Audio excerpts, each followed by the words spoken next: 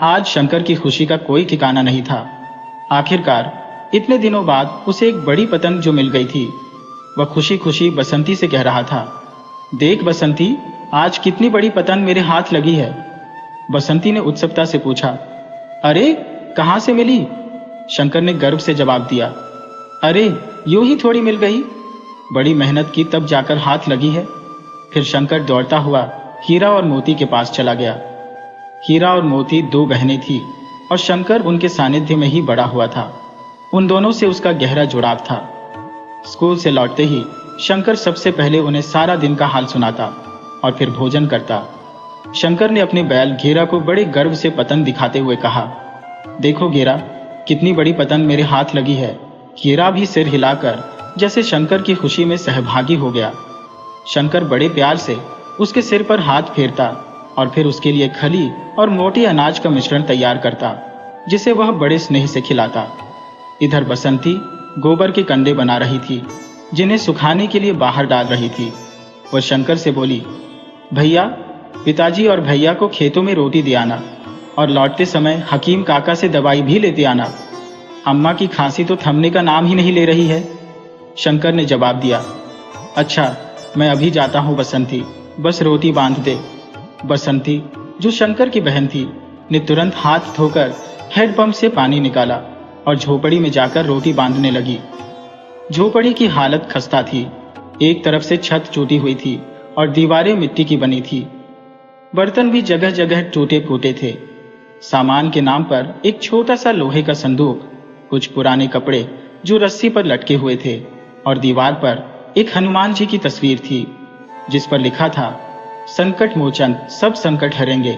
बसंती के पिताजी किसान थे जो कपास की खेती करते थे। अब उनके पास सिर्फ 2 एकड़ जमीन बची थी, क्योंकि पिछले साल बीज खरीदने के लिए उन्होंने अपने खेत का एक हिस्सा बेच दिया था। शंकर की उम्र सिर्फ 12 साल थी और उसका बड़ा भाई 19 साल का हो चुका था। बसंती की उम्र 18 साल थी और उनकी मां पार्वती अक्सर बीमार रहती थी। इतनी कमाई नहीं थी कि मां का इलाज सही ढंग से करवाया जा सके। गांव के हकीम ही उनका इलाज करते थे। बसंती ने कपड़े में रोटी बांध दी और साथ में 2 प्याज रख दिए। वह कहने लगी, आज घर में सब्जी के लिए पैसे नहीं थे। जो थोड़े से पैसे थे उनसे हीरा और मोती के लिए अनाज खरीद लाई हो। आज कई दिनों बाद बैलों को भी अच्छा भोजन मिला है। बसंती कहती है, लहसुन कर पिताजी को देते समय हकीम काका से दवा भी ले आना। शंकर कहता है, ठीक है। बसंती फिर उसे जल्दी आने के लिए कहती है, कहीं ऐसा ना हो कि तुम फिर पतंग लूटने लगो। शंकर जवाब देता है, हाँ ठीक है। शंकर घर पहुंचकर अपने बड़े भाई को आवाज लगाता है, भैया, दीदी ने रोटी भेजी है। उसका भाई कहता है, अच्छा चलो पिताजी को बताते हैं कि थोड़ा खा ले। पिता भारी मन से कहते हैं, क्या खा ले, अब तक बीज बोने चाहिए थे। इस बार भी बारिश सही समय पर होगी या नहीं, कौन जानता है। घर में खाने को कुछ भी नहीं बचा है। कर्ज का बोझ भी सिर पर चढ़ा हुआ है। तुम्हारी माँ भी बीमार है, नहीं मालूम वो बचेगी या नहीं। बड़ा बेटा पिता को सांत्वना देने की कोशिश करता है, पिताजी ऐसा मत बोलो, सब ठीक हो जाएगा, आप चिंता मत करो। पिता कहते हैं, बेटा चिंता कैसे न करो। फिर दोनों एक नीम के पेड़ के नीचे बैठकर भोजन करते हैं। शंकर हकीम काका के पास जाकर कहता है, काका, माँ की खांसी नहीं रुक रही है। हकीम जी चिंतित होकर कहते हैं, शंकर, मैंने कई बार कहा है, शहर के अस्पताल में दिखा लो, अब उसकी खांसी मेरे बस में नहीं है। फिर वो एक कपड़े में दवा बांधकर शंकर को थमाते हैं। शंकर घर लौटता है। बसंती माँ पार्वती को बड़ी मुश्किल से उठाती है और कहती है, माँ दवा खा लो। पार्वती धीमी आवाज में अपनी आंखें खोलते हुए बसंती को प्यार से देखती है और कहती है, तूने कुछ खाया बेटी? सारा दिन काम में लगी रहती है, अपना ख्याल रखा कर। अब तू बड़ी हो गई है, अगर सुंदर नहीं दिखेगी तो कौन देखेगा। बसंती मुस्कुराते हुए कहती है, माँ तू मेरी शादी की चिंता मत कर, मैं तुम्हें छोड़कर कहीं नहीं जाऊंगी, चलो दवा खा लो। पार्वती हल्के से हंसते हुए कहती है, हट पगली, ऐसा थोड़ी ना होता है, तुझे एक दिन शादी तो करनी ही पड़ेगी। बड़ी मुश्किल से उठते हुए पार्वती दवा पीकर फिर लेट जाती है। पार्वती शंकर की ओर देखते हुए कहती है, शंकर खेत पर गया था क्या? शंकर जवाब देता है, हाँ अम्मा, अभी गया था। फिर पार्वती पूछती है, सिंचाई का इंतजाम हो गया? शंकर धीरे से कहता है, अभी नहीं हुआ माँ। पिताजी रामदीन काका से बात कर रहे थे कि थोड़ी देर के लिए हमें भी बारह चालू करने दो, बदले में जो किराया हो ले लो। पार्वती चिंता से पूछती है, तो उसने क्या कहा? शंकर जवाब देता है, वो तैयार है, लेकिन काका की बात मान नहीं रही। रवि की मां चिंता में कह रही थी, अगर बहुत देर तक ऐसे ही चलता रहा तो हमारा ट्यूबवेल जल जाएगा। देखो इस बार समय पर बारिश होगी या नहीं? रवि बसंती उसे दिलासा देते हुए बोली, मां तुम परेशान मत हो, भगवान इतना कठोर नहीं हो सकता। इस बार जरूर बारिश होगी और हमारा खेत सफेद सोने से लहलहाएगा। रात का समय था, पूरा गांव गहरी नींद में था, लेकिन रामचरण की आंखों से नींद कोसों दूर थी। वह खटिया पर लेटा खुले आसमान की ओर निहार रहा था। शायद कोई आवारा बादल का टुकड़ा दिख जाए, पर आसमान एकदम साफ था, जैसे किसी अनकही उदासी में डूबा हो। सितारे झलमिलाते हुए चमक रहे थे और पूर्णिमा का चांद ऐसा प्रतीत हो रहा था मानो अपनी रोशनी से खेतों को और सुखा रहा हो। रामचरण को ऐसा महसूस हुआ कि चांद उसकी बर्बादी का जश्न मना रहा है। वह बेचैन होकर खटिया पर करवटें बदलता रहा, कभी इस ओर तो कभी उस ओर। आखिरकार वह उठ खड़ा हुआ और जैसे कोई भटकती आत्मा हो इधर उधर टहलने लगा। सुबह होते ही शंकर स्कूल जाने के लिए तैयार हो गया। जाने से पहले वह अपने प्यारे हीरा और मोती से जरूर मिलता है। वह उन्हें अपने हाथों से चारा खिलाता है और मुस्कुराकर कहता है, हीरा आज हमारी गणित की परीक्षा है, देखना इस बार भी मैं ही अव्वल आऊंगा। हीरा उसकी बातों को समझते हुए सिर हिलाता है, जैसे वह सब कुछ समझ रहा हो। शंकर फिर पूछता है, क्या तुम्हें लगता है इस बार बारिश होगी? हीरा एक बार फिर सिर हिलाता है और उसकी गले में लटकी घंटी की आवाज टन टन कर गूंजने लगती है। शंकर मुस्कुराते हुए कहता है, ठीक है हीरा, अब मैं चलता हूं। जैसे ही शंकर वापस आता है, एक बड़ी सफेद एसयूवी उसकी झोपड़ी के सामने रुकती है। रामचरण हाथ जोड़कर दौड़ते हुए गाड़ी के पास आता है और कहता है, मालिक आपने आने का कष्ट क्यों किया? बुला लिया होता। साहूकार कहता है, हर बार तुम्हें बुलाने का कोई फायदा नहीं, आज सोचा खुद ही आकर देखूं क्या हाल चाल है। रामचरण गहरी सांस लेते हुए कहता है, मालिक आप तो जानते हैं पिछले साल बारिश नहीं हुई थी, हालत बहुत खराब है। साहूकार ठंडे स्वर में कहता है, तुम्हारी बदहाली पर ध्यान दूंगा तो अपना धंधा कैसे करूंगा? मेरी मजबूरियां भी समझो। रामचरण हाथ जोड़ते हुए विनती करता है, मालिक कुछ दया करो। इतने में साहूकार की नजर बसंती पर पड़ती है। वह कहता है, ये तुम्हारी बेटी है ना? रामचरण सिर झुकाकर जवाब देता है, हाँ मालिक। साहूकार फिर पूछता है, बड़ी हो गई है, शादी कब करोगे? रामचरण हताश स्वर में कहता है, लड़का ढूंढ रहा हूं साहब, दहेज का बड़ा बोझ है, पैसा होता तो आपका कर्ज कब का चुका देता।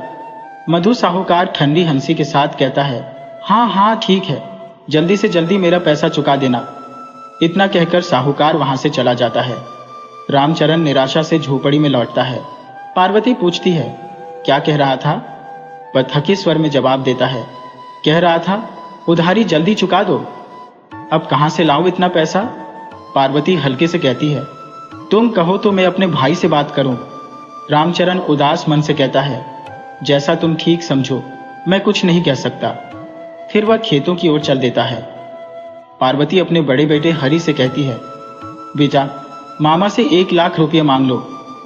हरि आश्चर्य से कहता है, अम्मा मामा इतने पैसे दे देंगे? पार्वती ठंडी आवाज में कहती है, पूछकर तो देखना पड़ेगा बेटा। तभी बाहर शोर सुनाई देता है।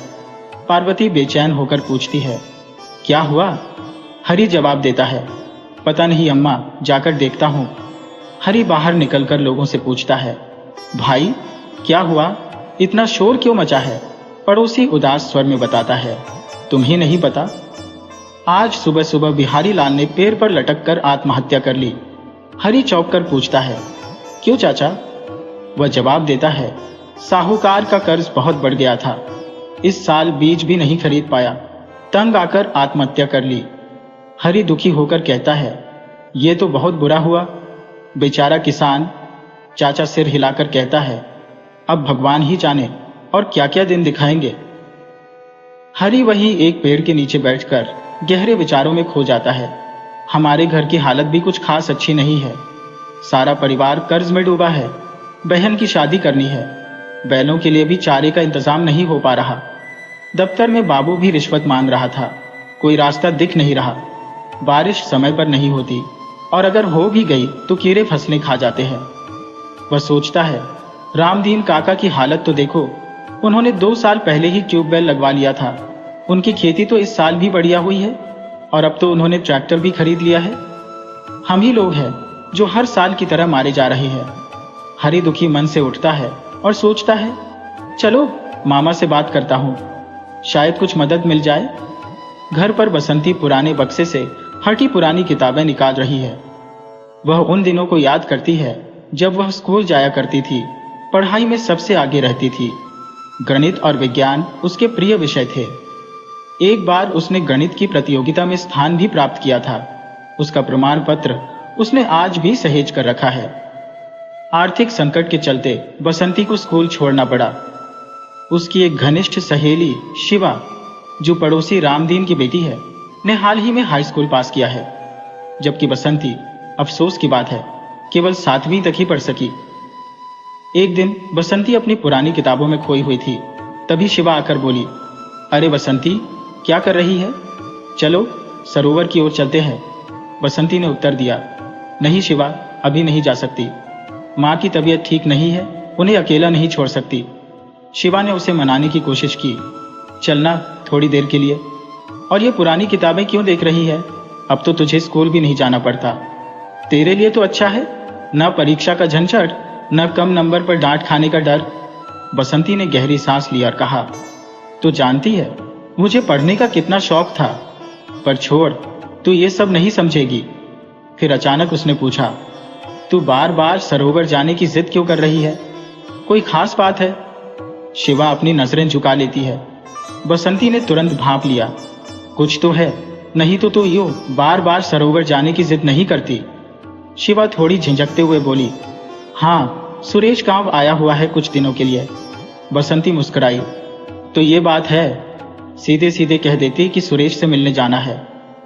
ठीक है, रुक, मैं माँ को बताकर आती हूँ कि हम लोग सरोवर जा रहे हैं। इसी बीच हरी अपने मामा के घर पहुंचता है।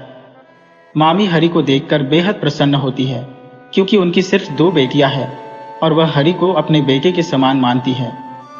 वे जल्दी जल्दी उसके लिए खाना बनाने लगती है और पूछती है, गांव में सब कैसा है? तेरी माँ पार्वती कैसी है? हरी ने उत्तर दिया, सब ठीक है मामी, बस माँ की खांसी नहीं रुक रही है। मामी चिंतित होकर बोली, डॉक्टर को दिखाया या नहीं? हरी ने कहा, हाँ मामी, कई बार ले गए हैं, लेकिन वो मानती ही नहीं है। तभी मामा बाहर से आते हैं और हरी को देखकर खुश हो जाते हैं। हरी ने पूछा, मामा जी कहाँ थे? मामा ने कहा, अरे बेटा, पंडित जी ने एक लड़का बताया था कल्पना के लिए, वही देखने गए थे। हरी ने उत्सुकता से पूछा, तो लड़का पसंद आ गया? मामा ने हंसते हुए कहा, नहीं रे, उसकी उम्र कुछ ज्यादा थी और परमानेंट नौकरी भी नहीं है। तू बता कैसे आना हुआ? हमारी बहन तो ठीक है ना? हरी पूछता है। उसका मामा चिंतित स्वर में कहता है, उनकी तबीयत अब ठीक नहीं रहती। फिर मामा ने रामचरण के बारे में पूछा। हरी उदासी से जवाब देता है, पिताजी बहुत परेशान है। मामा ने पूछा, क्यों? हरी ने गहरी सांस लेकर कहा, साहूकार बहुत तंग कर रहा है। मामा को स्थिति समझ में आ जाती है और वे धीरे से पूछते हैं, कितना पैसा चाहिए? हरी संकोच से कहता है, 1 लाख रुपए। इस पर मामा थोड़ा गंभीर होते हुए कहते हैं, तो चिंता मत कर, कुछ हो जाएगा। उधर शंकर अपनी गणित की परीक्षा में पूरे अंक पाकर बेहद प्रसन्न था। वह खुशी खुशी दौड़ते हुए घर पहुंचा और सीधे हीरा मोती से मिलने गया। उसने उत्साहित होकर कहा, हीरा, आज मुझे 10 में से पूरे 10 अंक मिले हैं। मास्टर जी भी बहुत खुश थे। उन्होंने मुझे इनाम में ये शॉल भी दी। हीरा अपने सिर को हिलाता है और गले में बंधी घंटी को जोर से बजा देता है, मानो शंकर की खुशी में शामिल हो। शंकर उसे प्यार से सहलाता है, फिर अपनी माँ पार्वती के पास जाता है और उसे यह खुशखबरी बताता है। पार्वती अपने बेटे की इस उपलब्धि पर गर्व महसूस करती है। दूसरी ओर मामा हरि को बाजार ले जाते हैं। वहां एक दुकान से उसके लिए नए कपड़े खरीदते हैं और फिर बैंक जाते हैं। बैंक से वे 1.5 लाख रुपए नकद निकालते हैं और हरि के हाथों में थमाते हैं। मामा ने इसके साथ ही एक डीलर मशीन भी खरीद कर दी। हरि आश्चर्य से पूछता है, मामा ये क्या है? मामा मुस्कुराते हुए समझाते हैं, ये डीलर मशीन है, इससे बीज बोया जाता है। अब तुम्हारे काम में सहूलियत होगी। इस मशीन में एक स्टील का धारदार हिस्सा होता है जो तैयार की गई जमीन पर हल्का दबाव डालने से एक छोटा गड्ढा बना देता है। जब मशीन को थोड़ा और दबाया जाता है तो बीच में लगे बॉक्स से बीज गिरकर उस गड्ढे में चला जाता है। बीज गिरते ही वह मशीन उसे मिट्टी से ढक देती है। हरि कहता है, समझ गया मामा, ये वाकई बहुत बढ़िया चीज है। मामा कहते हैं, ठीक है, अब तो जा और पैसे का ख्याल रखना। हरि उन्हें प्रणाम कर वहां से निकल जाता है। दूसरी ओर शिवा और बसंती दोनों सहेलियां तालाब के पास पहुंचकर आधे घंटे से बातें कर रही थी। अचानक बसंती पूछती है, तूने अपनी अम्मा को सुरेश के बारे में कुछ बताया या नहीं? शिवा कहती है, अभी नहीं बताया, पर अब सोच रही हो कि बता दूं। बात कर लूंगी जल्दी। बसंती कहती है, हाँ जल्दी बता दे, कहीं देर ना हो जाए। तभी शिवा सुरेश को आते हुए देखती है और उत्साह से कहती है, वो देख, सुरेश आ रहा है। आज मैं उससे जरूर पूछूंगी कि वो हमसे शादी करना चाहता है या नहीं। बसंती सहमति में सिर हिलाती है और कहती है, ये तो तेरा सही निर्णय है। जैसे ही सुरेश पास आता है, बसंती हंसकर कहती है, कैसे हो सुरेश भैया? सुरेश जवाब देता है, मैं ठीक हूं, तुम बताओ। बसंती कहती है, मैं भी ठीक हूं। अच्छा तुम लोग बातें करो, मैं चलती हूं। शिवा कहती है, नहीं बसंती, तू बस 5 मिनट और बैठ, फिर मैं भी तेरे साथ चलूंगी। बसंती थोड़ी दूर जाकर जामुन के पेड़ से जामुन तोड़ने लगती है। अब शिवा सुरेश से पूछती है, क्यों, इतने दिनों बाद गांव कैसे आना हुआ? सुरेश जवाब देता है, फैक्ट्री से छुट्टी नहीं मिल रही थी, काम का बहुत दबाव था। शिवा हंसते हुए कहती है, तो अब छुट्टी मिल गई, अब क्या इरादा है? सुरेश थोड़ी हैरानी से पूछता है, कैसा इरादा? शिवा मुस्कुराते हुए कहती है, हमारे बारे में कुछ सोचा है कि नहीं? कब करोगे शादी की बात? सुरेश गंभीर होकर कहता है, शादी की बात करने के लिए ही तो गांव आया हूं।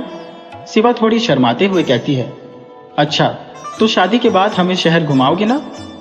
सुरेश हंसते हुए कहता है, हाँ क्यों नहीं, मैं तो तुम्हें अपने साथ ही रखूंगा।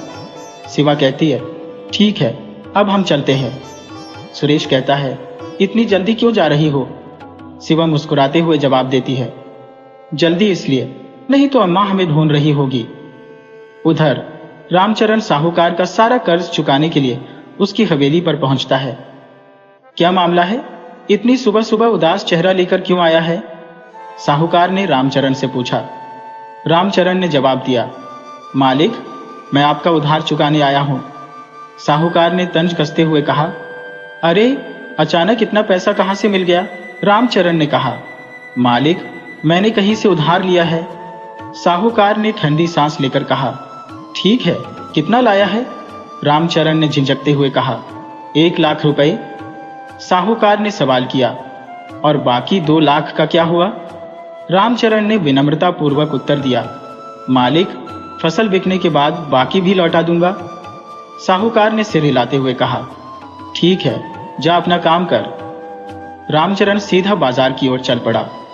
वहां से उसने बचे हुए पैसे से G27 कपास के बीज खरीदे और अपने बेटे हरि को पुकारा, चल बेटा, खेत चलते हैं, अब खेत की गुड़ाई करनी है। पिता पुत्र फावड़ों के साथ खेत की गुड़ाई में जुट गए। हरि ने देखा कि बगल में रामदीन एक बड़ी मशीन से मिट्टी पलट रहा था। उत्सुक होकर हरि ने अपने पिता से पूछा, पिताजी, ये रामदीन ने कौन सी बड़ी मशीन लाई है? रामचरण ने जवाब दिया, लगता है उसने कहीं से कल्टीवेटर मशीन किराए पर ली है।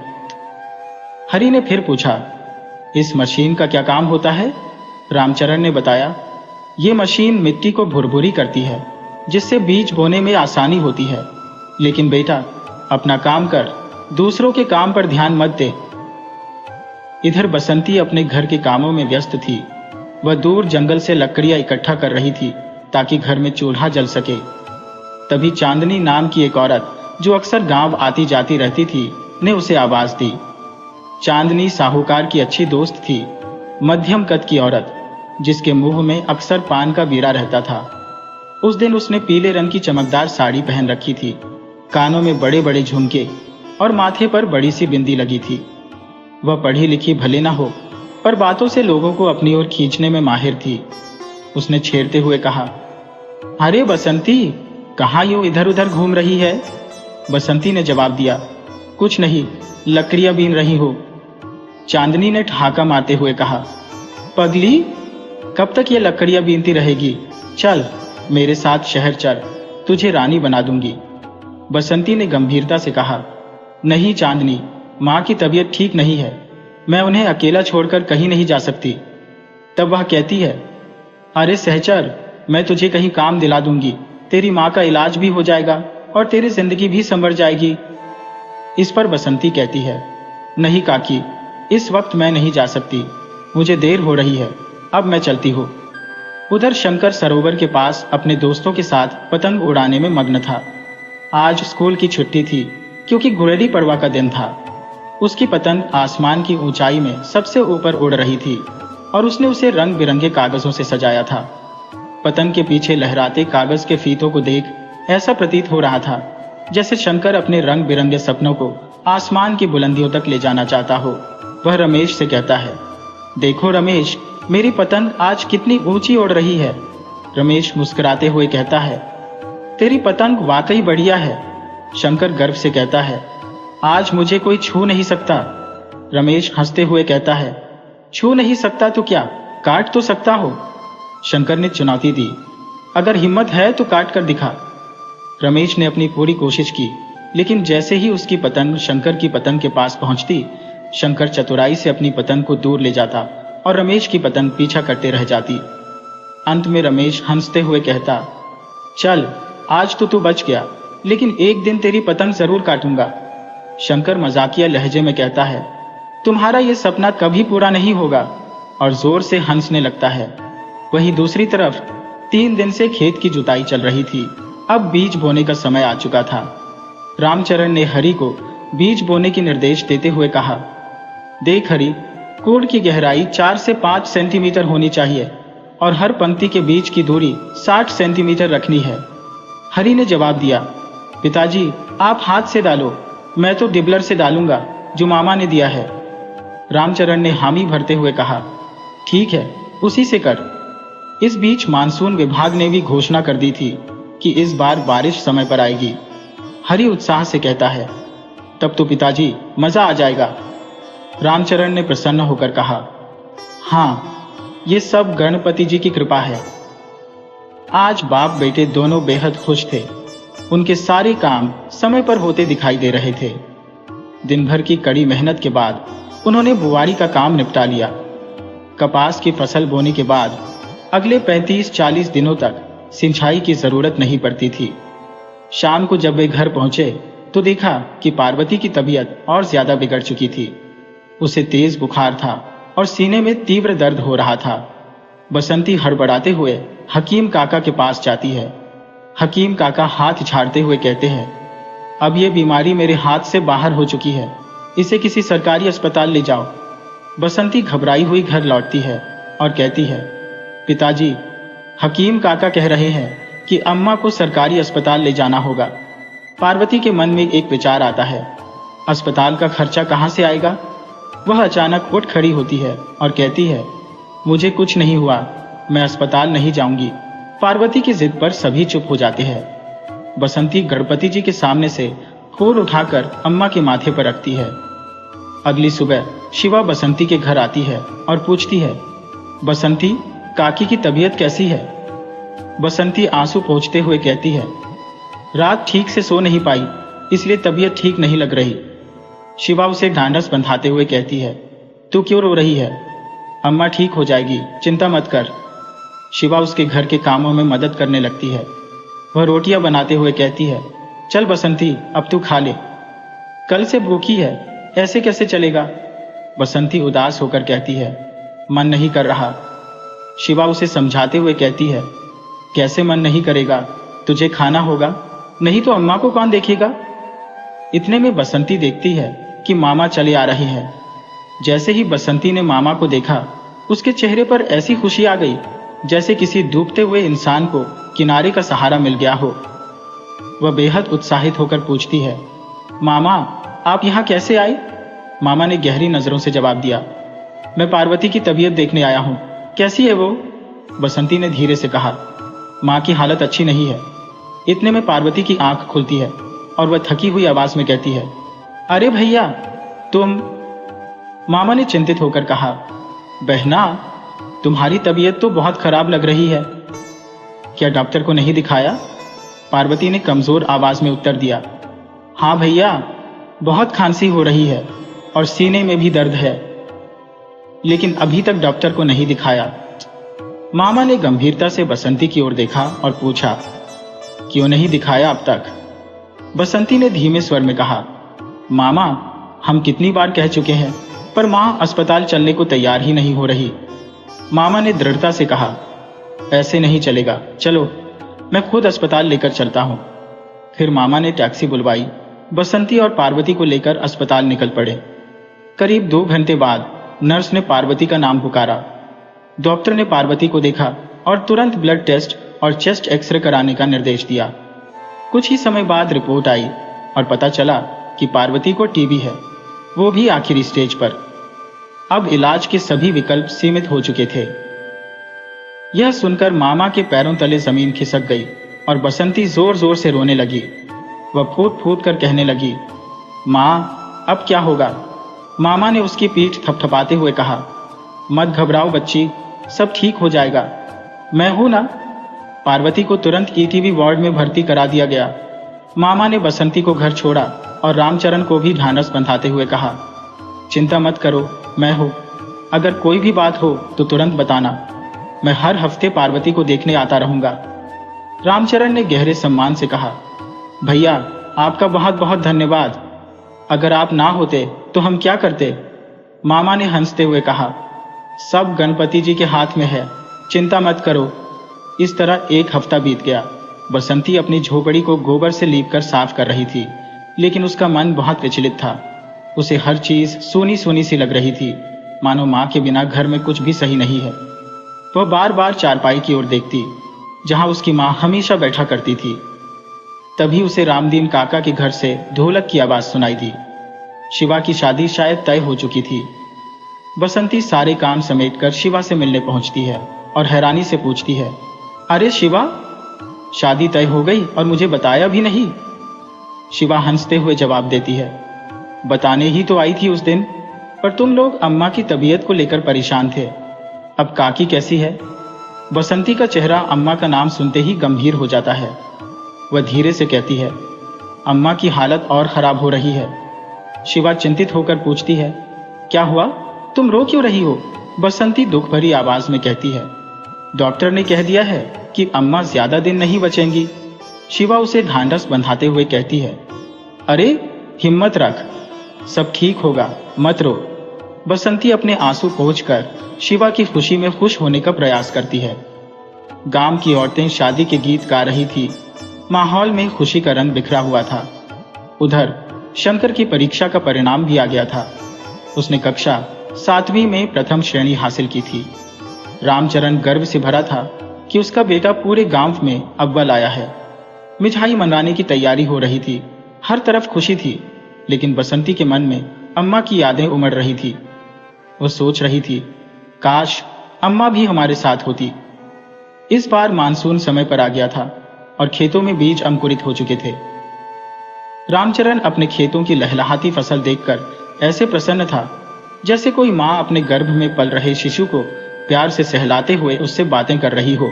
उसकी आंखों में नई चमक थी और शरीर का हर अंग उस आनंद में झूम रहा था। तभी गांव के पंडित जी उधर से गुजरे और रामचरण को आवाज दी, अरे रामचरण, सुनो तो जरा।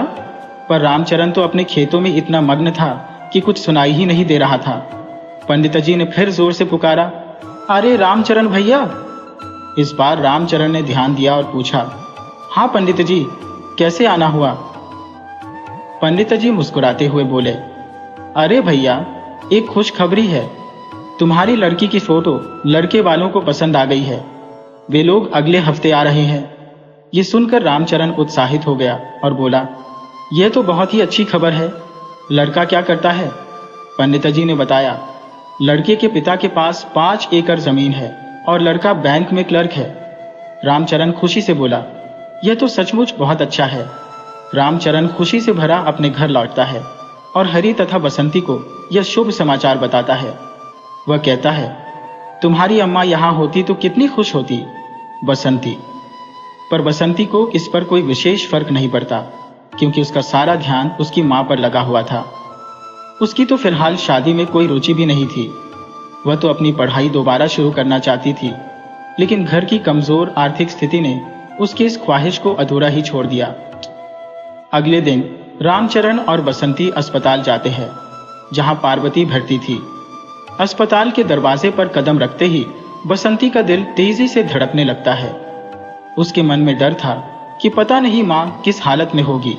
कहीं ऐसा न हो कि वे उन्हें छोड़कर चली जाए। जब उन्होंने पार्वती को देखा तो रामचरण की आंखों में आंसू आ गए।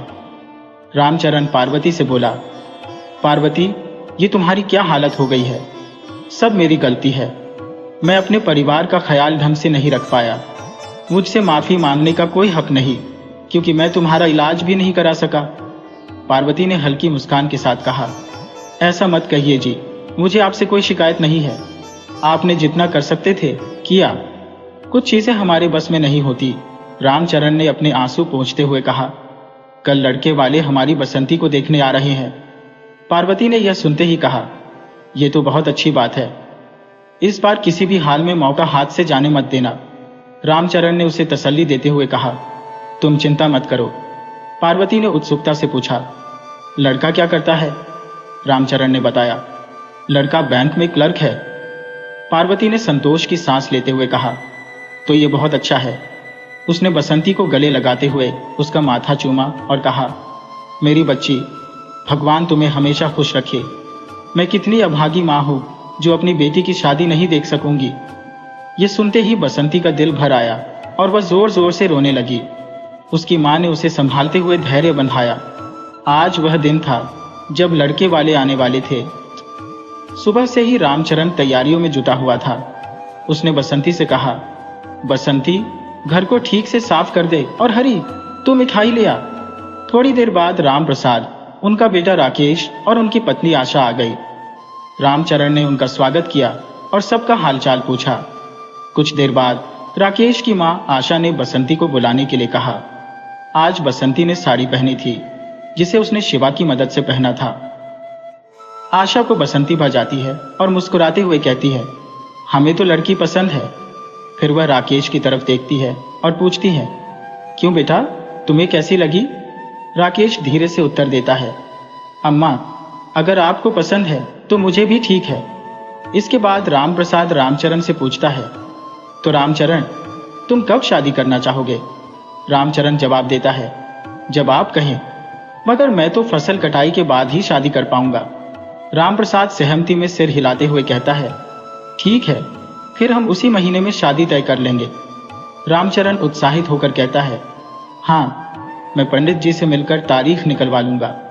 आज शगुन के रूप में बसंती को 1 साड़ी और 2 सोने के कंगन पहनाए गए। रामचरण की खुशी आज दुगुनी हो गई थी। पार्वती को अस्पताल में भर्ती हुए 3 हफ्ते बीत चुके थे और उसकी हालत लगातार बिगड़ती जा रही थी। आज बसंती अपने छोटे भाई शंकर के साथ मां से मिलने अस्पताल गई थी। अम्मा की बिगड़ती हालत देखकर बसंती का दिल टूटने लगा और उसकी आंखों से आंसू थमने का नाम नहीं ले रहे थे। पार्वती ने अपनी बेटी को सांत्वना देते हुए कहा, रो मत पगली, जाना तो सबको है, चाहे आज हो या कल। जो जन्म लेता है उसका अंत एक न एक दिन जरूर होता है। यही सृष्टि का नियम है। बसंती सुबकते हुए बोली, माँ, लेकिन तुम्हारे बिना मैं कैसे रहूंगी? उसकी माँ ने हल्की मुस्कान के साथ कहा, अरे, जब ससुराल जाएगी तो वहां की जिम्मेदारियों में सब भूल जाएगी। वैसे भी समय सारे दुख कष्ट भुला देता है। इतने में पार्वती की नजर बसंती के हाथों में पड़ी कंगनों पर पड़ी। उसने प्यार से बसंती के हाथों को थामते हुए कहा, ये कंगन तो बहुत सुंदर है, तेरी सास ने पहनाई है ना? बसंती ने हौले से सिर हिलाया और कहा, हाँ माँ, यह मुझे मेरी सास ने दिए हैं। पार्वती ने उसे अपने गले से लगाते हुए कहा, मेरी बेटी, शादी के बाद औरत की जिंदगी बदल जाती है। वहां सबका ख्याल रखना, अपने सास ससुर की सेवा करना और पति की छाया बनकर रहना। बसंती की आंखों में फिर से आंसू भर आए और वह अपनी मां से लिपट गई। पार्वती ने धीरे से कहा, अब तुम लोग जाओ। उसने शंकर से कहा, अपनी बहन का ख्याल रखना। शंकर ने भी अपनी मां के गले लगते हुए कहा, हाँ मां, तुम हमें छोड़कर कहाँ जाओगी? तुम्हारे बिना वहां तुम्हारा मन नहीं लगेगा। शंकर की बातों पर पार्वती हंसने लगी और कहा, भगवान मेरे बच्चों की रक्षा करें। अस्पताल से लौटते वक्त रास्ते में बसंती और शंकर की मुलाकात चांदनी से हो जाती है। चांदनी ने चहकते हुए कहा, बसंती, मैंने सुना तेरी शादी तय हो गई है। संकट के बीच शंकर ने अचानक कहा, हाँ, मेरे होने वाले जीजा जी बैंक में काम करते हैं। बसंती ने उसे चुप कराते हुए कहा, हमें जल्दी है, चल शंकर। उसकी आवाज में जल्दबाजी साफ झलक रही थी। बसंती ने अपने कदम और तेज कर दिए और चांदनी उसे ऐसे देख रही थी जैसे वह किसी शिकार को छोड़ते हुए शिकारी की तरह भाग निकली हो। उसकी आंखों में वह हताशा थी जो हर बार भाग्य के पीछे छूट जाने से होती है। जैसे ही बसंती घर पहुंची, एक व्यक्ति दौड़ता हुआ रामचरण के पास आया और खबर दी कि अस्पताल से फोन आया है। पार्वती अब इस दुनिया में नहीं रही। 3 महीने पूरे हो चुके थे पार्वती के ससुराल जाने के, और अब वह नहीं रही। बसंती की दुनिया पूरी तरह से वीरान हो गई थी। अब उसके जीवन में अगर कोई साथी थे तो वे थे हीरा और मोती, जिनसे वह कभी कभी अपने दिल की बातें कर लिया करती थी। रामचरण और हरि दिन रात खेतों में लगे रहते थे। कपास के खेत लहलहा रहे थे और हर जगह सफेद पीले फूलों की बहार थी। वे हवाओं के संग झूमते हुए जैसे अपनी समृद्धि का गान कर रहे थे। रामचरण अपनी नई नवेली दुल्हनिया की तरह अपने खेतों को निहारा करता था। पर जैसे ही एक रात आई, रामचरण ने महसूस किया कि आकाश में कोई अशुभ संकेत छिपा है। हवाएं कुछ ज्यादा ही तेज हो रही थी, मानो कोई बड़ा संकट आने वाला हो।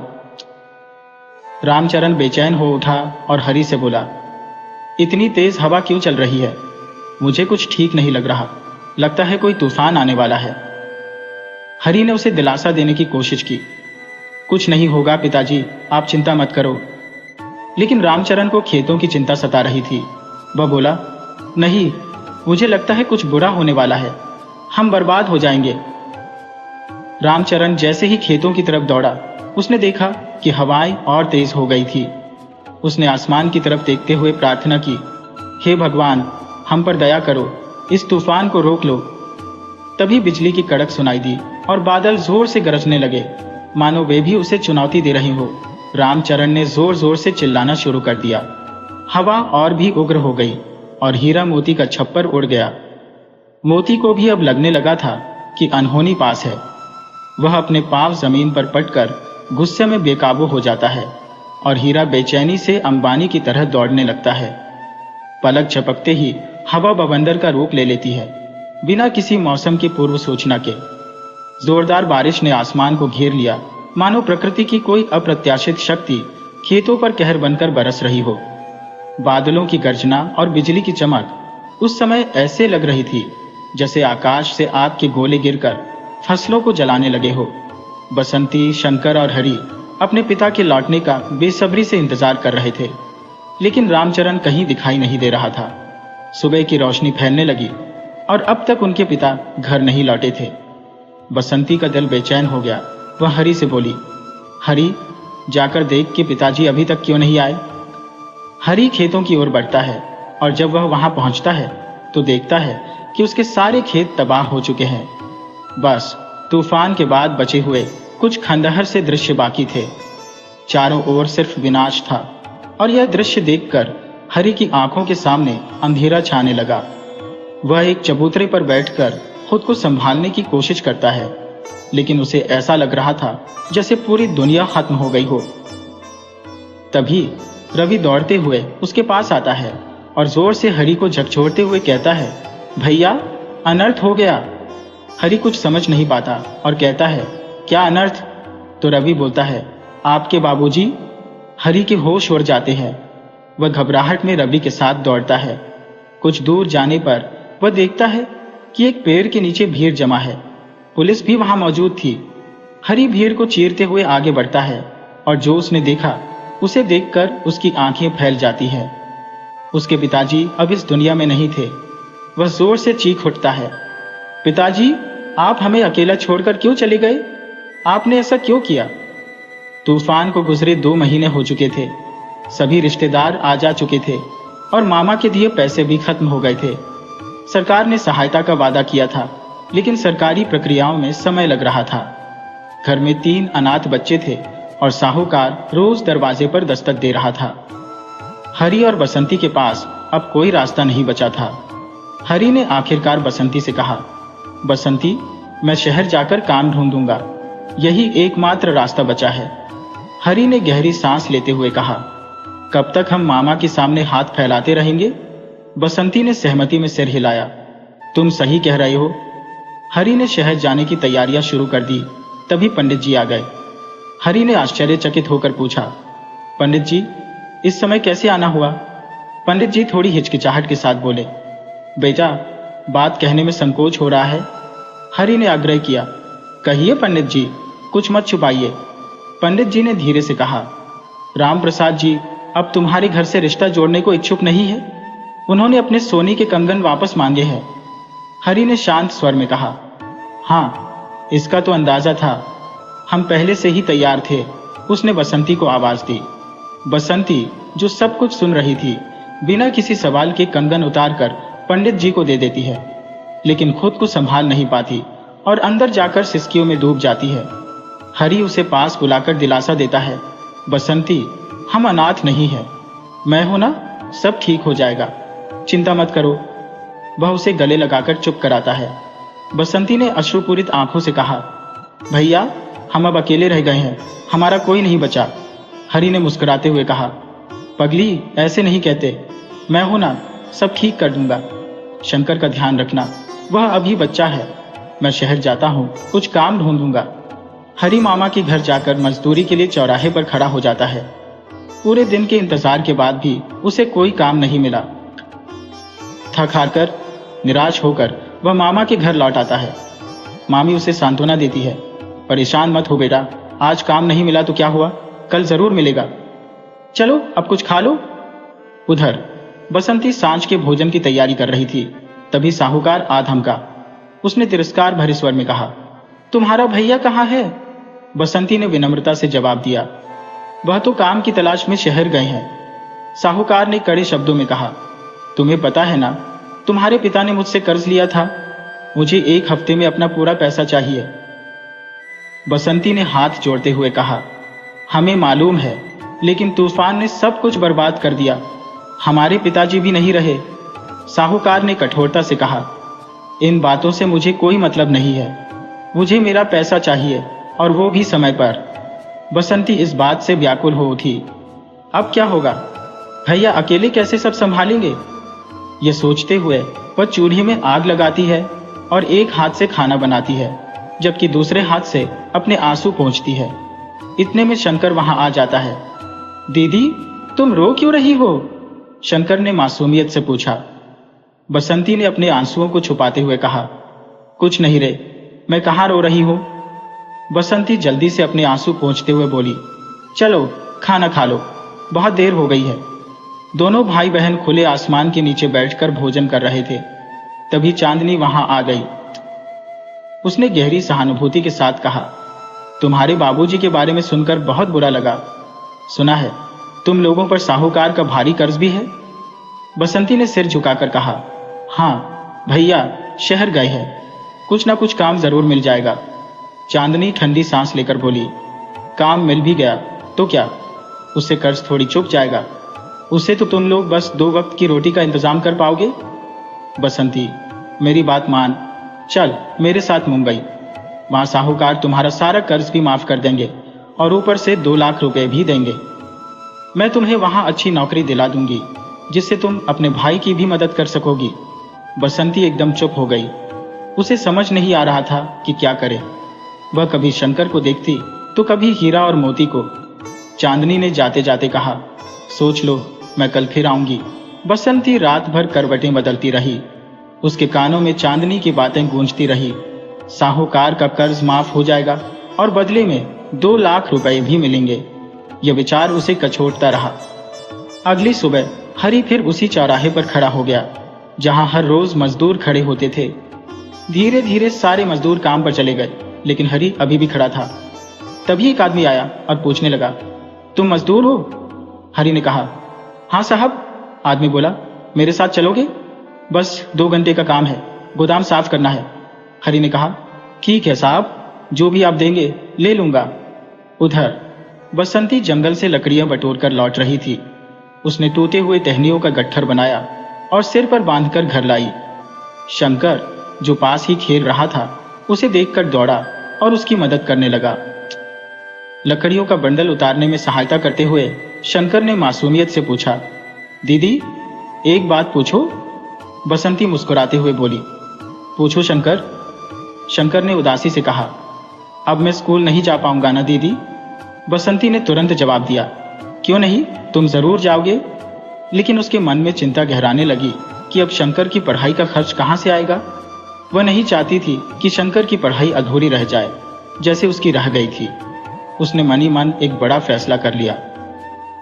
बसंती ने मन ही मन ठान लिया था कि शंकर को वह जरूर पढ़ाएगी।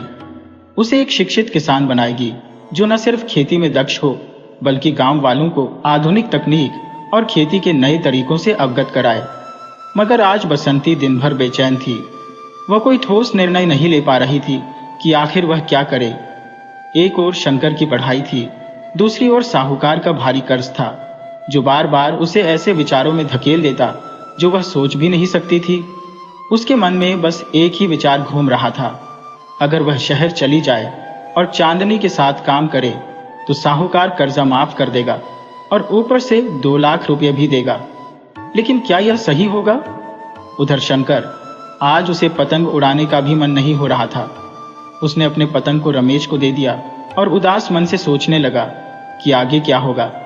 माँ की यादें उसे फिर से घेरने लगी।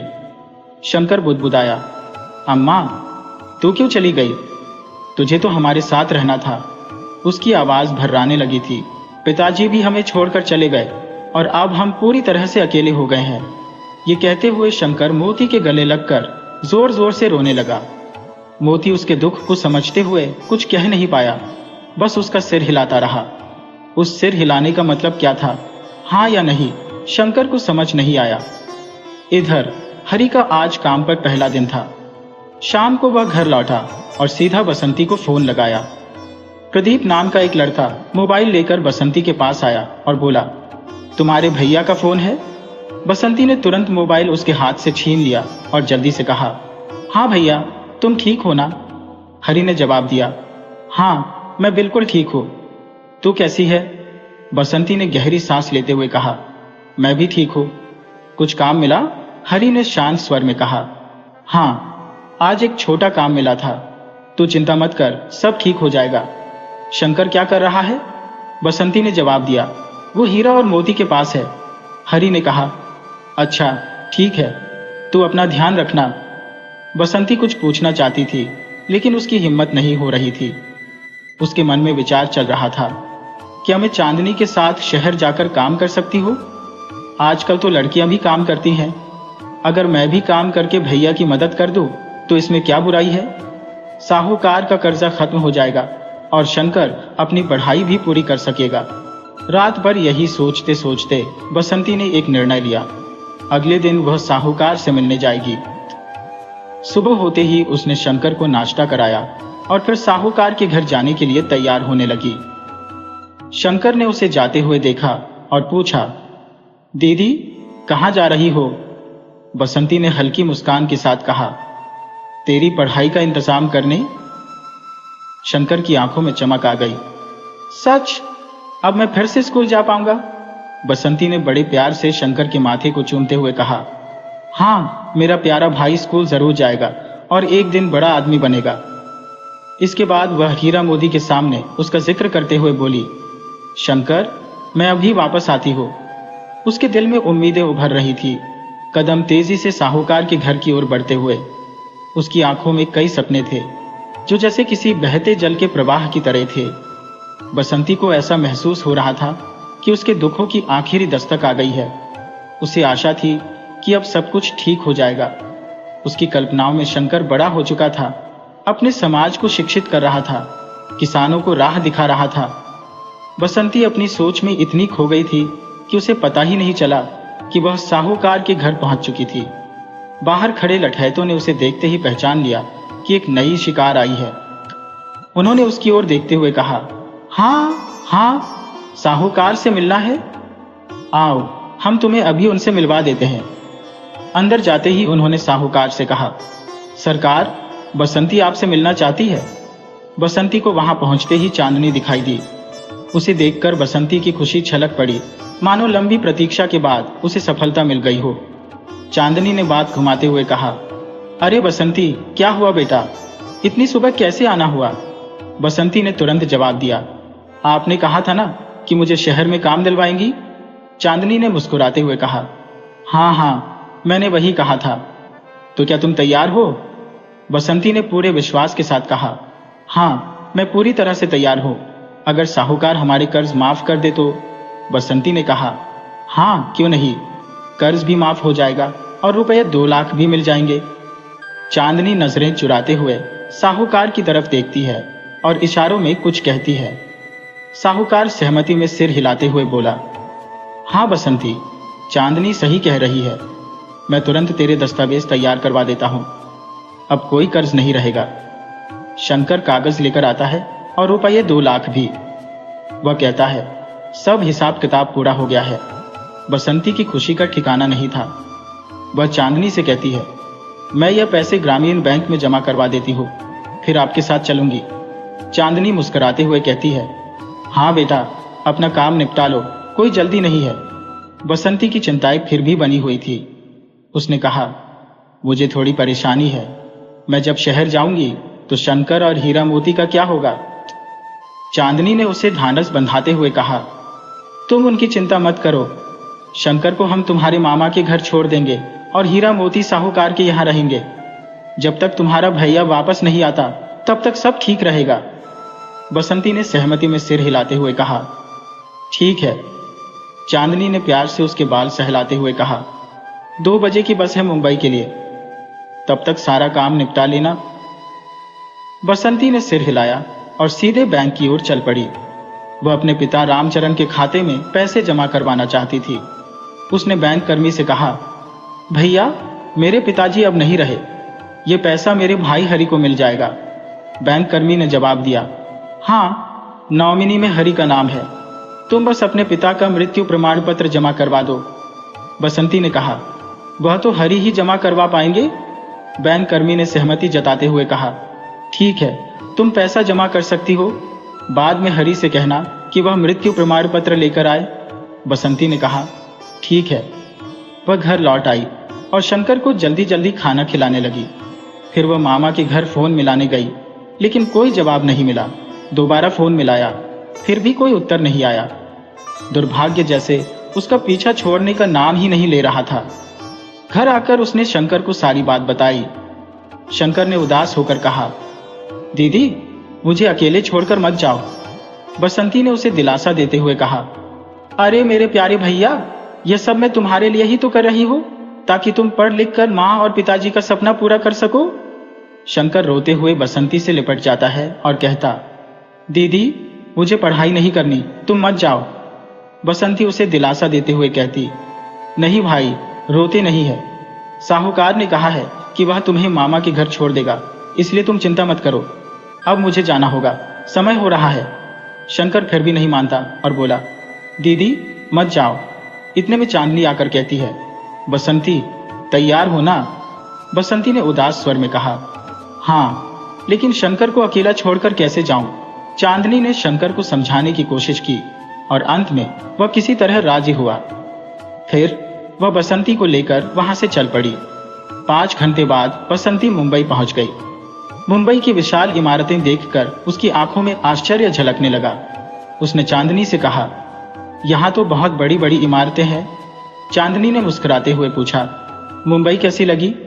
बसंती ने खुशी से कहा, बहुत अच्छी है, परंतु बस से उतरते ही चांदनी उसे एक संकरी और अंधेरी गली में ले जाती है।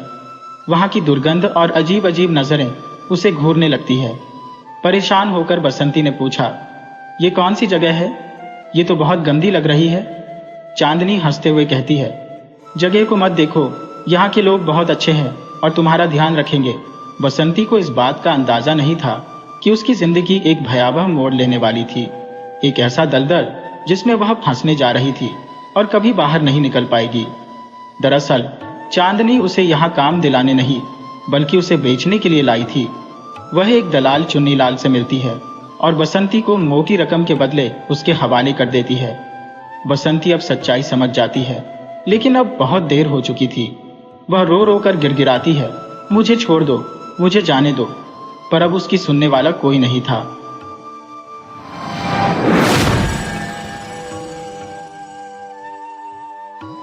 लाला जी आज अत्यधिक उल्लासित थे। उनके मन की प्रसन्नता सीमा से परे थी। कारण यह था कि उनकी छोटी पुत्री सोनम का विवाह महोबा के प्रतिष्ठित कपड़ा व्यवसायी किशोर जी के पुत्र सागर से संपन्न हो रहा था।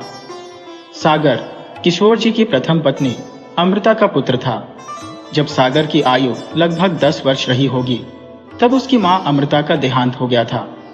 किशोर जी ने उसके बाद विवाह न करने का दृढ़ निश्चय किया और वे सागर के पालन पोषण में संलग्न हो गए।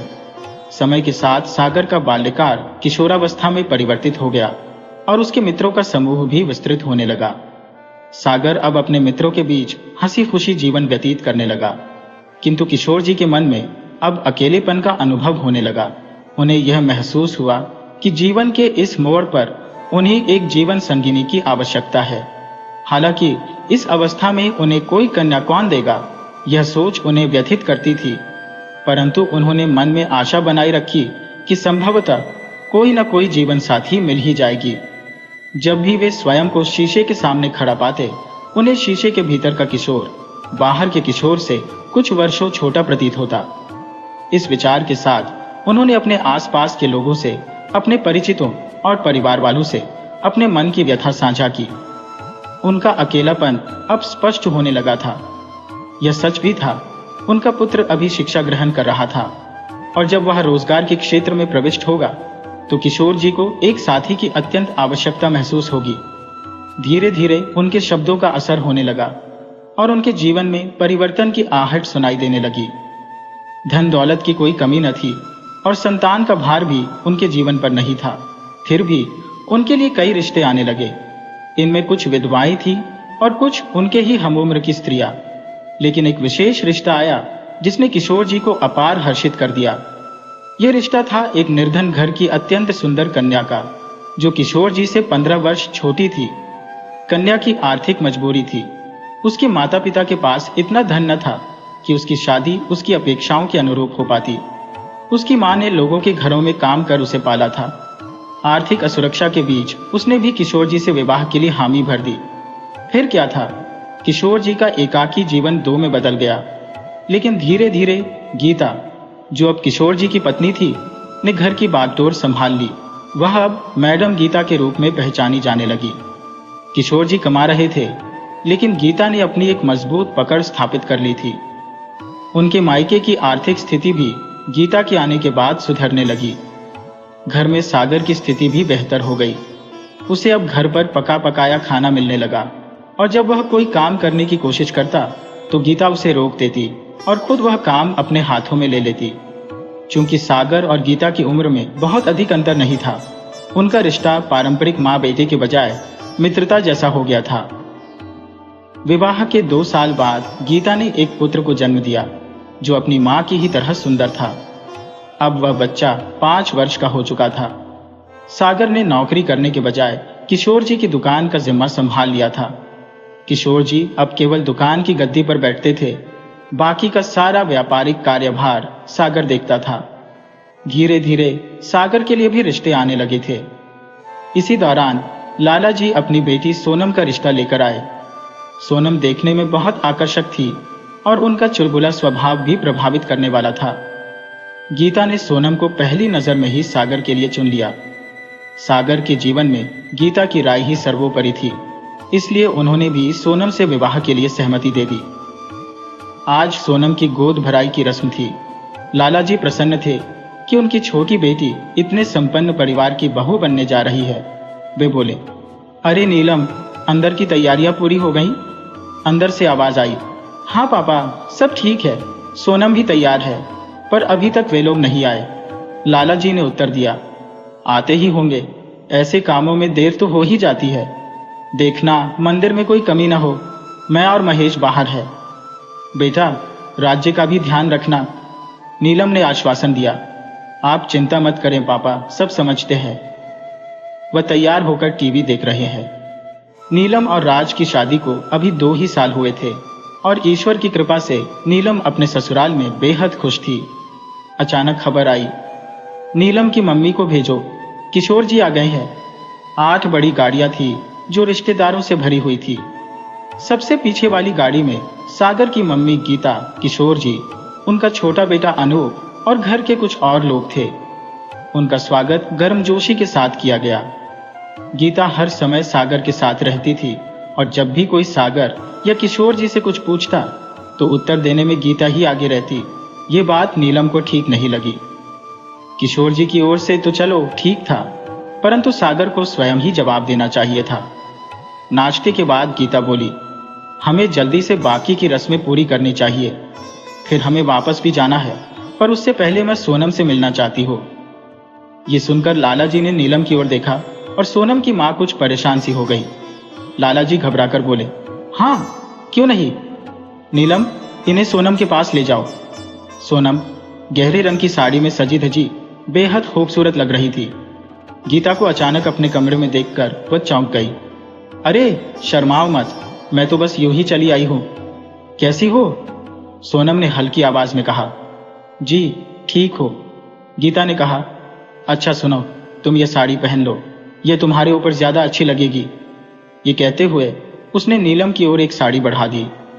सोनम अभी भी तैयार हो ही रही थी कि गीता फिर से कमरे में आ गई। अभी तक तैयार नहीं हुई? सागर को देर करने वाले काम बिल्कुल पसंद नहीं है। तुम्हें अपनी इस आदत में सुधार करना होगा। नीलम को गीता की बातों से बेहद गुस्सा आ रहा था, लेकिन उसने अपने क्रोध को दबा लिया। सोनम अब पूरी तरह तैयार हो चुकी थी और सबके सामने आकर बैठी थी। गीता बोली, सोनम आओ, मैं बताती हूं कि क्या करना है। सागर आ गया है। सागर के आते ही गीता ने कहा, अब तुम सोनम को अंगूठी पहनाओ। सागर ने जब अंगूठी पहनाई तो सोनम शर्म से लाल हो गई, लेकिन नीलम ने देखा कि सागर का ध्यान सोनम की बजाय गीता पर ही था। फिर गीता हंसते हुए बोली, सोनम, अब तुम सागर को अंगूठी पहनाओ, लेकिन अभी भी समय है, एक बार फिर सोच लो, बाद में मत कहना कि गलती से शादी हो गई। इस पर सभी लोग जोर से हंस पड़े। गीता मजाकिया अंदाज में बोली, अरे भाई, मजाक कर रहे हैं, आप लोग तो डर गए। किशोर जी चुपचाप खड़े थे और सागर भी हंस रहा था, लेकिन उसकी निगाहें अब भी गीता की ओर थी। सोनम अपनी नजरें झुकाए मंद मंद मुस्कुरा रही थी। नीलम ने गौर किया कि सागर का ध्यान सोनम से ज्यादा गीता पर था। सोनम ने जब सागर को अंगूठी पहनाई तो नीलम के मन में आया कि वह इस पूरे आयोजन को रोक दे, लेकिन उसने खुद को शांत रखा, यह सोचकर कि अभी कुछ कहना उचित नहीं होगा। जब सभी लोग वापस जाने लगे तो सोनम ने सभी के पैर छुए और हर किसी ने उसे कुछ न कुछ उपहार दिया। गीता ने भी सोनम के लिए एक गले का हार लाया था, जिसे पाकर सोनम की खुशी का ठिकाना नहीं था। चलते चलते गीता ने सागर से कहा, अगर सोनम से कुछ अकेले में कहना हो तो अब भी कह लो, बाद में मत कहना कि मौका नहीं दिया। सागर ने जवाब दिया, अरे मम्मी, सुबह से बातें ही तो कर रहा हो, अब चलना चाहिए। नीलम ये सुनकर हैरान थी। सागर अपनी होने वाली दुल्हन से बात करने में कोई दिलचस्पी नहीं दिखा रहा था। सबके जाने के बाद नीलम ने अपने पापा से कहा, पापा जी, मुझे सागर की मम्मी का स्वभाव कुछ अजीब सा लगा। पापा ने जवाब दिया, अरे बेटा, वह मजाकिया स्वभाव की है, तुम बेवजह परेशान हो रही हो। सोनम, तुम्हें सागर कैसा लगा? सोनम हल्के से मुस्कुराई, लेकिन नीलम अब भी असमंजस में थी। वह सोनम की बड़ी बहन थी और कई चीजें उसने देखी थी जो उसे चिंता में डाल रही थी। उसने गौर किया कि सागर केवल वही करता है जो उसकी मां गीता कहती है। पापा जी ने कहा, आजकल ऐसे बच्चे होते ही कहाँ हैं, इसीलिए तुम्हें ऐसा लग रहा है। नीलम फिर भी चिंतित थी, पर वह चुप हो गई। सोनम और सागर की शादी धूमधाम से हुई। दोनों पक्षों में पैसे की कोई कमी नहीं थी और जमकर खर्च किया गया। नीलम को कई बातें खटक रही थी, लेकिन उसे सुनने वाला कोई नहीं था। सोनम विदा होकर ससुराल आ गई। घर मेहमानों से भरा हुआ था। सोनम के देवर अनु बार बार उसे देखकर भाग जाता और सोनम उसे इशारों से चिढ़ाती। शाम को सोनम की पहली रसोई की रस्म थी। सोनम ने पूरा खाना बनाया। गीता ने खाने की तारीफ करते हुए कहा, खाना अच्छा है, पर सब्जी में नमक थोड़ा ज्यादा हो गया है। सोनम ने सोचा, शायद ये लोग नमक कम खाते होंगे। जैसे ही सागर ने पहला निवाला मुंह में डाला, उसने पूरा खाना वापस थाली में थोप दिया। यह बहुत ज्यादा नमक है, मुझसे नहीं खाया जाएगा। सागर ने खाना छोड़ दिया और कुछ भी नहीं खाया। सोनम का चेहरा फक पड़ गया और वह घबराई सी खड़ी रह गई। इतना नमक कैसे हो गया? सोनम सोच में डूबी थी।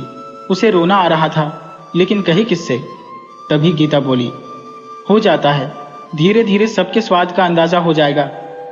अभी मैं सागर को खीर देकर आती हूं, नहीं तो वह गुस्से में बिना खाए ही सो जाएगा।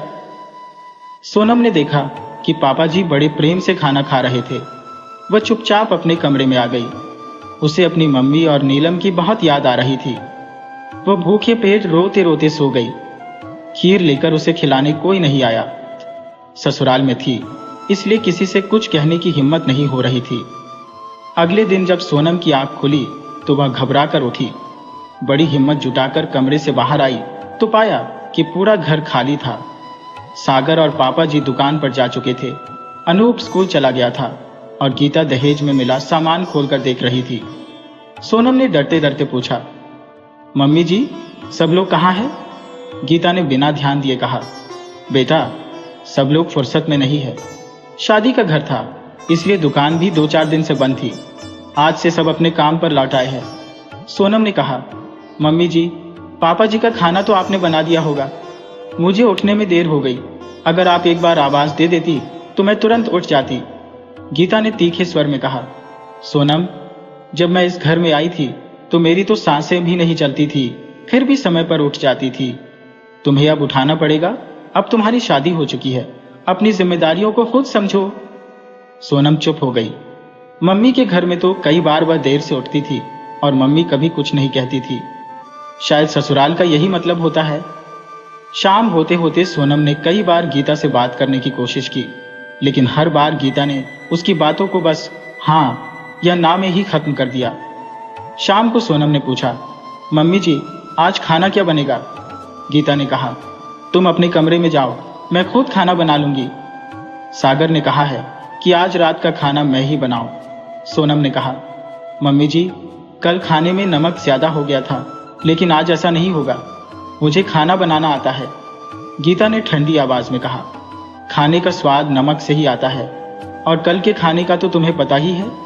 इस बार जब अपने मायके जाओ तो ठीक से सीख कर आना। अभी तुम यहाँ से चली जाओ। अगर सागर ने तुम्हें यहाँ देखा तो वह मुझसे नाराज हो जाएगा। सोनम निराश होकर अपने कमरे में चली गई। उसने सोचा, कितना अच्छा होता अगर मैं अपना मोबाइल साथ लेकर आई होती। कम से कम मम्मी और दीदी से तो बात कर लेती। दीदी ने कहा भी था कि मोबाइल साथ ले जाना, पर मम्मी ने मना कर दिया था। और बेवकूफ़ी सोनम ने खुद की थी, जब मम्मी ने कहा, नहीं नहीं, ससुराल है, वहाँ सबके साथ घुलना मिलना ज़रूरी है। हम सागर के फ़ोन से ही तुम्हारी खबर लेते रहेंगे। उसने भी मम्मी की बात मान ली और बिना मोबाइल के ही आ गई। यह सही नहीं था। कुछ देर बाद सागर और पापा जी घर आ गए। माँ, खाना लगा दो, बहुत भूख लगी है, सागर ने रसोई में जाकर कहा। गीता ने जवाब दिया, खाना तैयार है। सोनम भी रसोई में आ गई। मम्मी ने कहा था कि ससुराल अपना घर है, फिर यहाँ अपना सा क्यों नहीं लग रहा था। गीता ने सबको खाना परोसा और सोनम को समझ नहीं आ रहा था कि वह क्या करे। सबके खाने के बाद उसने बर्तन धोए और अपने कमरे में चली गई। उसे नींद नहीं आ रही थी। कमरे में न टीवी था और ना ही मोबाइल। पापा ने जो टीवी दिया था वह गीता माँ ने अपने कमरे में लगा लिया था। तभी किसी की आहट सुनकर सोनम ने दरवाजे की ओर देखा। सागर खड़े थे। सोनम सहम गई। इन 2 दिनों में इतना कुछ हो गया था कि सागर को देखकर खुशी नहीं डर लग रहा था कि कहीं कोई गलती ना हो जाए। सारा दिन क्या किया? सागर ने पूछा। कुछ नहीं, सोनम धीमी आवाज में बोली। माँ के काम में हाथ बटाया करो। जब सुबह गया था तब भी माँ रसोई में थी और शाम को लौटकर भी वही देख रहा हूं, सागर ने कहा। सोनम क्या कहती? सागर वही कह रहे थे जो उन्होंने देखा था। थोड़ी देर में सागर गहरी नींद में खर्राटे भरने लगे। सोनम को इस शादी में घुटन महसूस हो रही थी। उसने अपनी सहेलियों से कितनी बार सुना था, फिल्मों में भी देखा था कि शादी कितनी अच्छी होती है, पर यहां तो कुछ और ही था। अपने ही घर में उसे अजनबीपन महसूस हो रहा था। सोचते सोचते सोनम कब सो गई उसे पता भी नहीं चला। अचानक आधी रात को उसके साथ ऐसा कुछ हुआ जिसकी उसने कभी कल्पना भी नहीं की थी। वह रात भर रोती रही, पर अपने बचाव के लिए पुकारती भी तो किसे? सूरज चढ़ने तक उसकी आंखें सूज चुकी थी। टूटी चूड़ियां उसके दुर्भाग्य की कहानी बयां कर रही थी। ऐसा तो उसने कभी सपने में भी नहीं सोचा था। 10 बज चुके थे, पर सोनम में हिम्मत नहीं थी कि वह किसी के सामने जाए और न ही कोई उसे बुलाने आया। आखिरकार अपने आंसुओं को पोंछकर वह धीरे धीरे उठी और बाहर आई। गीता मम्मी मार्केट के सामान के साथ बैठी थी। आओ बेटा, इतनी देर तक सोती रही? नानी जी ने मजाकिया लहजे में कहा। गीता बोली, अरे मम्मी, आजकल के बच्चे रात भर जागते हैं, इसलिए देर तक सोते हैं। सोनम ये सब चुपचाप सुन रही थी। वह कैसे बताती कि सागर ने उसके साथ क्या किया? तभी गीता ने कहा, जाओ बेटा, कुछ खा लो। 1 हफ्ते की शादी के बाद पहली बार किसी ने ससुराल में उसे खाने के लिए कहा था। वह रसोई की तरफ चली गई, शायद थोड़ा सुकून पाने की उम्मीद में। रात के खाने में बस 1 रोटी और बासी सब्जी थी। सोनम में इतनी ताकत नहीं बची थी कि वह खुद के लिए कुछ और बना सके। जैसे ही उसने पहला निवाला मुंह में रखा, उसकी आंखों से आंसू बहने लगे। वह रो पड़ी। अचानक उसने अपने सिर पर किसी का स्पर्श महसूस किया। वह नानी जी थी। चुप हो जाओ सोनम, आज की बात है। कल तुम्हारे पापा जी तुम्हें लेने आ रहे हैं। अगली बार जब आओ तो खुद को मानसिक रूप से मजबूत करके आना। नानी जी के शब्दों का अर्थ सोनम अब अच्छी तरह से समझ चुकी थी। नानी जी ने उसके लिए चाय बनाई और दोनों ने साथ में चाय पी। चाय पीते हुए नानी जी ने सोनम को किशोर जी और गीता की शादी की पूरी कहानी बताई। अगली रात भी उसके साथ वही घटित हुआ जिसने उसे और भी अधिक अंदर से तोड़ दिया। सुबह जल्दी ही उसकी नींद खुल गई, क्योंकि आज उसके पापा उसे लेने आ रहे थे। घड़ी में सुबह के 4 बज रहे थे। उसने देखा कि सागर अपने बिस्तर पर नहीं था, लेकिन उसने ज्यादा ध्यान नहीं दिया और अपनी आंखें फिर से बंद कर ली। घर के सभी लोग गहरी नींद में सो रहे थे। सोनम थोड़ी देर यूं ही आंखें बंद किए लेटी रही।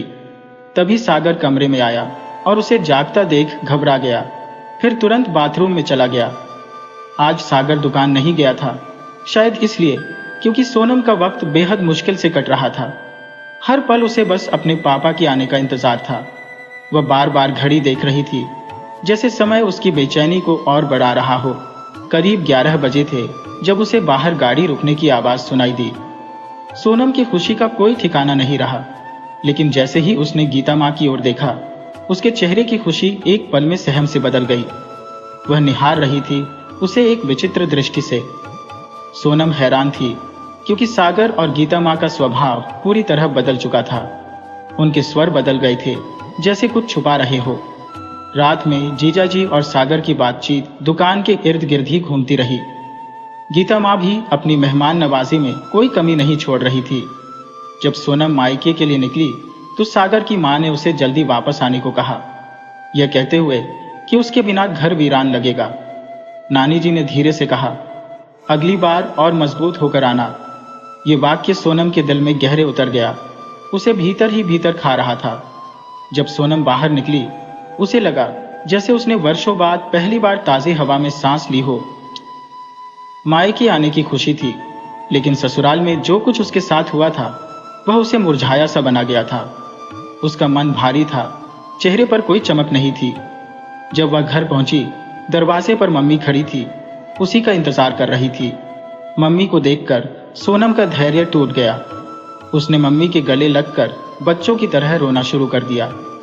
बेटी पहली बार ससुराल से मायके आई थी। और उसे इस तरह टूटा हुआ देखकर मम्मी की चिंता बढ़ गई, पर उन्होंने अभी कुछ नहीं पूछा।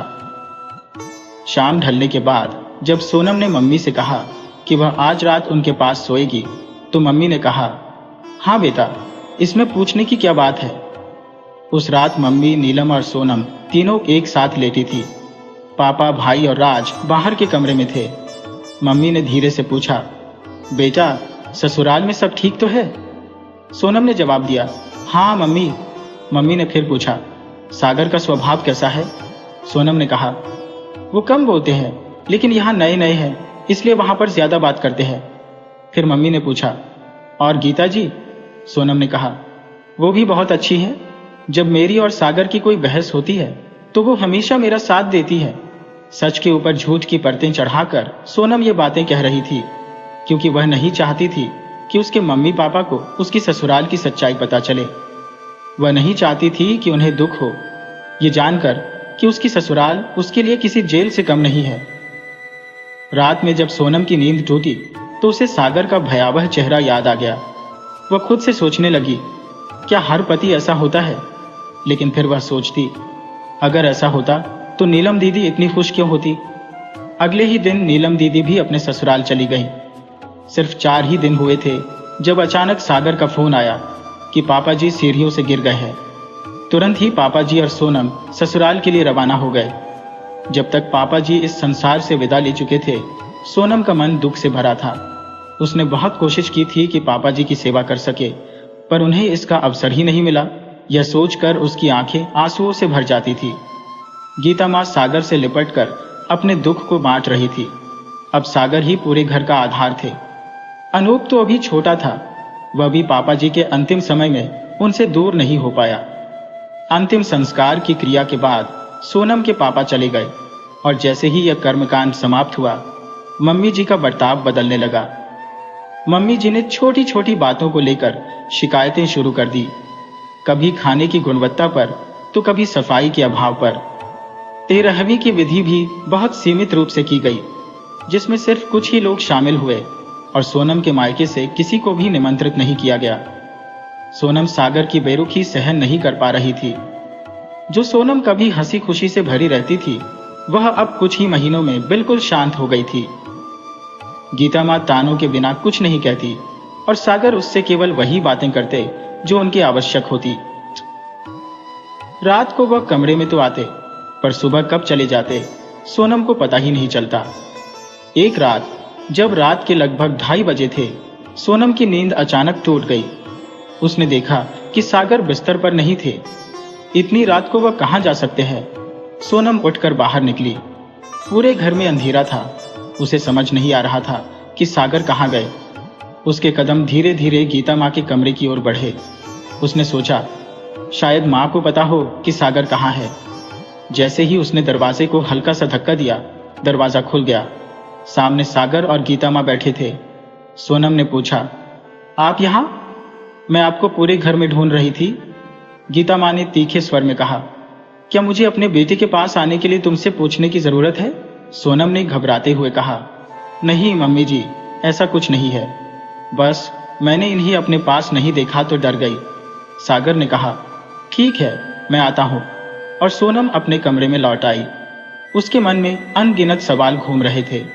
यदि सागर को नींद नहीं आ रही थी तो वे उसे जगा सकते थे, लेकिन उसे अकेले छोड़कर माँ के पास क्यों गए? कुछ ही देर में सागर कमरे में आए और सोनम ने उनसे कहा, मैं आपसे कुछ बात करना चाहती हूँ। सागर ने ठंडी आवाज में कहा, अभी सो जाओ। सोनम ने फिर कहा, आप मम्मी जी के साथ तो बातें कर रहे थे। सागर यह सुनते ही गुस्से में आ गए और सोनम के गाल पर जोर से 2 थप्पड़ जड़ दी। सोनम को यह उम्मीद बिल्कुल भी नहीं थी। सागर के इस रूप को देखकर वह स्तब्ध रह गई। तभी उसे नानी जी की बात याद आई, अगली बार जब आना तो मजबूत होकर आना। सोनम समझ गई कि अब उसे भी कठोर होना पड़ेगा। अगले दिन वह सुबह सुबह उठकर नहा धोकर रसोई में नाश्ता बनाने लगी। जब तक सब उठे, नाश्ता तैयार हो चुका था। वह सागर के लिए नाश्ता लेकर उनके कमरे में गई। न जाने क्या हुआ, सागर ने उसी कमरे में नाश्ता किया और फिर दुकान पर चला गया। उसके जाने के बाद सोनम जब रसोई में आई तब तक गीता माँ नाश्ता कर चुकी थी और अनूप भी स्कूल जा चुका था। गीता माँ ने उसे देखा और बोली, सोनम, एक काम करो, अपने सारे गहने मुझे दे दो। क्यों मम्मी जी? सोनम ने हैरान होकर पूछा। गीता माँ ने कहा, अभी तुम्हारी नई नई शादी हुई है, गहनों की देखभाल में तुम्हें मुश्किल होगी। सोनम ने दृढ़ता से जवाब दिया, मम्मी जी, मैं अपने गहनों की देखभाल खुद कर सकती हूँ। रक्षाबंधन करीब था और सोनम के मन में अपने मायके जाने की खुशी थी। 4 महीने बीत चुके थे और वह दिन गिन रही थी कि कब मम्मी पापा से मिलने का अवसर मिलेगा। उसकी माँ का कभी कभी फोन आता था और माँ ने बताया था कि कुछ ही दिनों में उसका भाई भी घर आ जाएगा। सोनम ने अपना सामान भी तैयार कर लिया था। एक दिन वह सागर से कहने लगी, सागर, रक्षाबंधन है और भैया आ रहे हैं, मैं कम से कम 15 दिनों के लिए मायके जाऊंगी। सागर ने ठंडे स्वर में कहा, यह मुझे नहीं, माँ को बताओ, वे जितने दिन कहेंगी उतने ही दिन के लिए जाओ।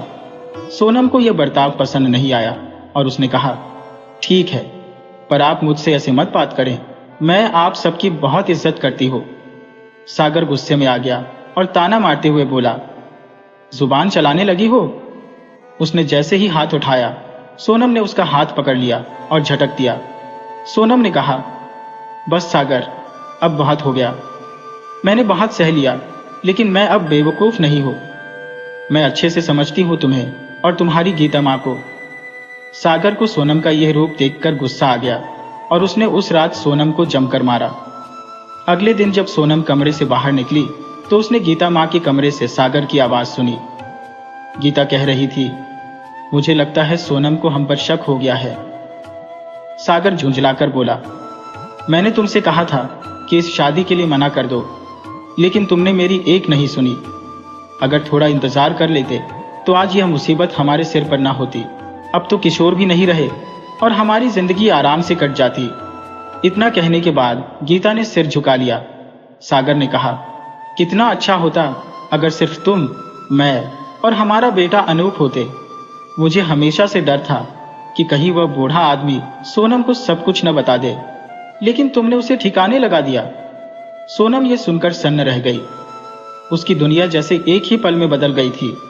वह सागर के सामने आकर खड़ी हो गई और जोर से चिल्लाई, सागर, तुम्हें जरा भी शर्म नहीं आई? ये औरत जो तुम्हारी माँ बनकर आई और तुम्हें जरा भी शर्म नहीं आई कि उस इंसान ने तुम्हारे लिए अपना भरोसा जताया और तुमने उसे मार डाला। गीता ने क्रोध में आकर सोनम के बालों को जोर से खींचा और चिल्लाई, चुप रहो, उस बूढ़ी ने मुझसे शादी कर मेरी जिंदगी तबाह कर दी। पैसा था, मगर उसे मेरी कीमत समझनी कभी नहीं आई। जब भी मैं उसके साथ सड़क पर निकलती थी, लोग मुझ पर हंसते थे, और जब सागर की आंखों में मेरे लिए प्रेम की झलक देखी, तब मुझे एहसास हुआ कि मैंने अपने जीवन में कितनी बड़ी भूल कर दी। लेकिन फिर एक दिन मैंने उस गलती को सुधार लिया। सोनम ने कहा, तुम्हें शर्म आनी चाहिए, इसमें शर्म की क्या बात है? गीता ने गुस्से में सोनम को धक्का मारते हुए कहा, तुमने जो गलती की है उसकी सजा तुम्हें मिलेगी। उसने सोनम को जमीन पर गिरा दिया और सागर ने भी बेरहमी से उस पर लात और घूसों की बौछार कर दी।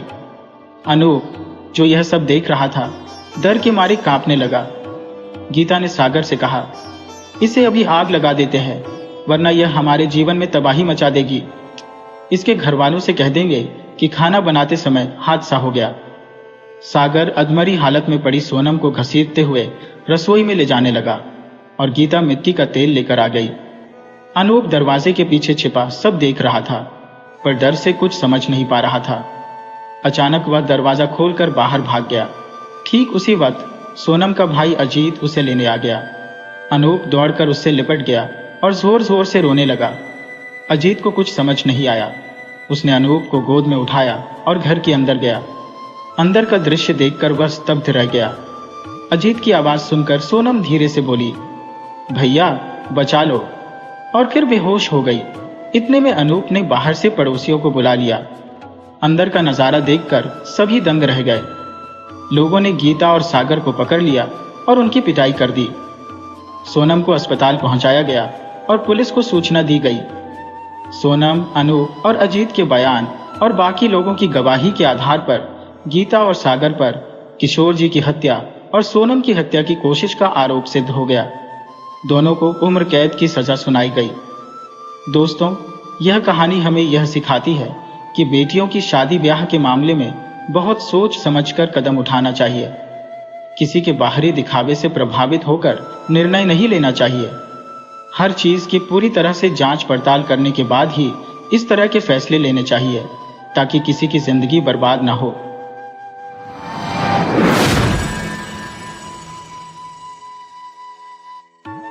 वीडियो अच्छी लगी हो तो इसे लाइक करें और ऐसी ही मज़ेदार कहानियों के लिए चैनल को सब्सक्राइब करें और बेल आइकन दबाएं। ज़्यादा से ज़्यादा अपने दोस्तों को शेयर करें। धन्यवाद।